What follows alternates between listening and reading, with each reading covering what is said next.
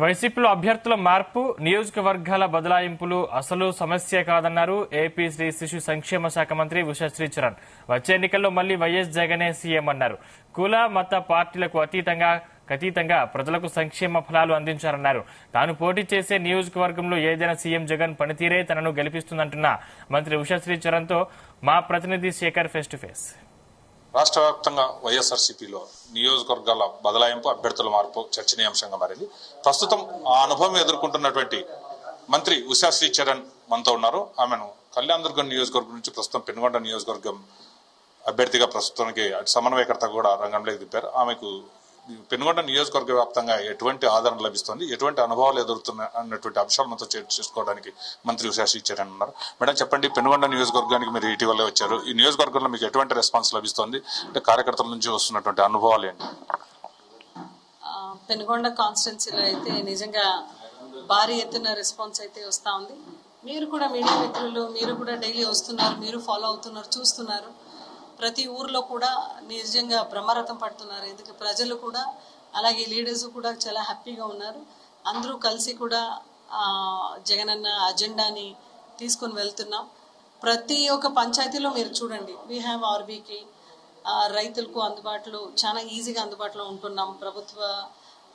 ప్రభుత్వం నుంచి ఏదైనా సబ్సిడీస్ కానీ లేదంటే ప్రభుత్వం నుంచి ఏదైనా వాళ్ళకి సేవలు అందించాలంటే కూడా ఈజీ మోడ్లో కూడా ప్రజలకి వెళ్తున్నాయి.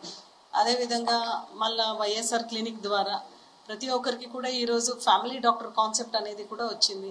సంక్షేమ పథకాలు అయితే వాళ్ళు వీళ్ళు అనుకోకుండా మనకు ఓటు వేసినారో ఓటు వేయలేదా, పార్టీల అతీతంగా, కులాల అతీతంగా, మతాల అతీతంగా అందరికీ కూడా సాచురేషన్ మోడ్లో చేస్తున్నాం. సో జగన్మోహన్ రెడ్డి గారు Indian political super star, both in welfare and development అనే దాంట్లో ఎటువంటి సందేహమే లేదు.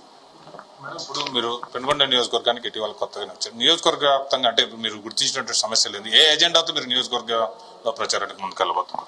యాక్చువల్లీ ఏ ఎజెండాతో వెళ్తున్నామంటే, ఫస్ట్ ఆఫ్ ఆల్ మన సీఎం గారు ఎప్పుడు కూడా చెప్తుంటారు, ప్రతి ఒక్క మనిషి జీవిత ప్రమాణంలో మనము మెరుగుగా ఆయన లైఫ్ స్టైల్లో మెరుగుగా చేయగలిగితే అదే డెవలప్మెంట్ అని. బీసీ, ఎస్సీ, ఎస్టీ, మైనారిటీస్ వాళ్ళందరికీ కూడా సమన్వయ న్యాయం కల్పించినాం. చేయూత 18,750 × 4 సంవత్సరం అంటే 75,000 ఇస్తూ మహిళా సాధికారత వైపు బీసీ, ఎస్సీ, ఎస్టీ, మైనారిటీస్ లైఫ్లో కూడా సాధికారత తెచ్చినాం. అదేవిధంగా మన అజెండా అయితే ప్రతి ఒక్కరికి కూడా లాస్ట్ పర్సన్, ఆఖరి మనిషికి కూడా సాచురేషన్ మోడ్లో వాళ్ళకి మంచిది చేయాలనే దృక్పథంతోనే, సంకల్పంతోనే ముందుకు వెళ్తున్నాం. అండ్ రాబోయే రోజుల్లో అయితే ఖచ్చితంగా జగన్మోహన్ రెడ్డి గారి ముఖ్యమంత్రి అవుతారు.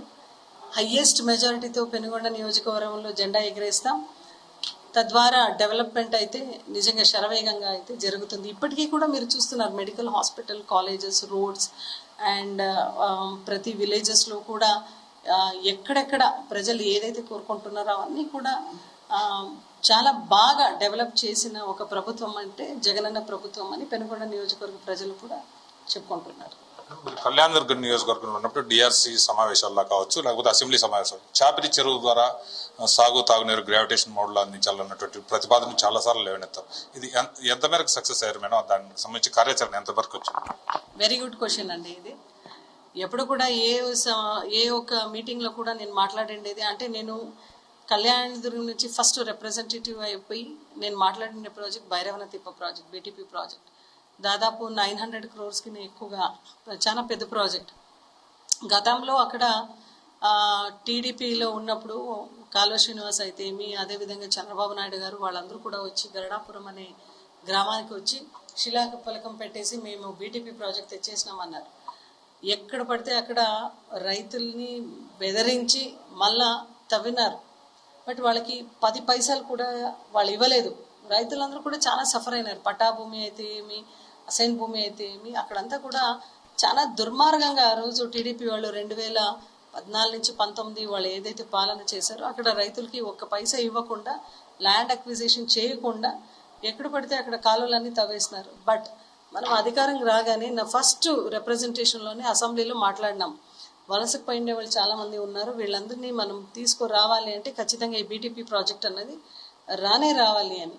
జగన్మోహన్ రెడ్డి గారు చాలా పెద్ద మనసుతో కూడా ఈ బీటీపీ ప్రాజెక్ట్ శాంక్షన్ చేస్తూ ఎక్కడెక్కడ ల్యాండ్ అక్విజిషన్ జరిగిందో ఇప్పటికీ కూడా మీరు ఆన్ రికార్డ్ చూస్తే టీడీపీ వాళ్ళకు కూడా ఆన్ రికార్డ్ దీనిపైన ఏం మాట్లాడితే కూడా we have everything on record. వాళ్ళు 10 పైసలు ఇవ్వకుండా ల్యాండ్ కాలువలన్నీ తవ్వేసినారు. బట్ మన ప్రభుత్వంలో, మనందరి ప్రభుత్వంలో, జగనన్న ప్రభుత్వంలో మనం రైతులందరికీ కూడా ఎవరైతే ఎలిజిబుల్ ఉన్నారో వాళ్ళందరికీ కూడా ల్యాండ్ అక్విజిషన్కి డబ్బులు వేసి పని ప్రారంభం చేసిన దాఖలా మన వైఎస్ఆర్సీపీ ప్రభుత్వం. This is one of the achievement in Kalyanadurgam. అంటే మంత్రి పార్టీ, కులం, మతం సంబంధం లేకుండా, అంటే ఎవరి నాయకుల పెత్తనం లేకుండా సంక్షేమ పథకాలు అందించినటువంటి ఘనత ముఖ్యమంత్రి జగన్మోహన్ రెడ్డికి దక్కుతుంది. నియోజకవర్గం ఏదైతేనేమి ఖచ్చితంగా జగన్మోహన్ రెడ్డి చేపట్టినటువంటి సంక్షేమ పథకాలే తమను విజయ పథాన్ని పట్టిస్తాయని చెప్పి ఆశాభావం వ్యక్తం చేస్తున్నటువంటి మరోవైపు ఆమె కళ్యాణదుర్గం నియోజకవర్గంలో ఉన్నటువంటి సమయంలో కూడా బీటీపీ ప్రాజెక్టు ద్వారా భూములు కోల్పోయినటువంటి రైతులు కూడా న్యాయం చేసిన ఘనత తనకే దక్కుతుందని, ఈ ప్రభుత్వానికి దక్కుతుందని కూడా గట్టిగా అభిప్రాయం వ్యక్తం చేస్తున్నటువంటి పరిస్థితి.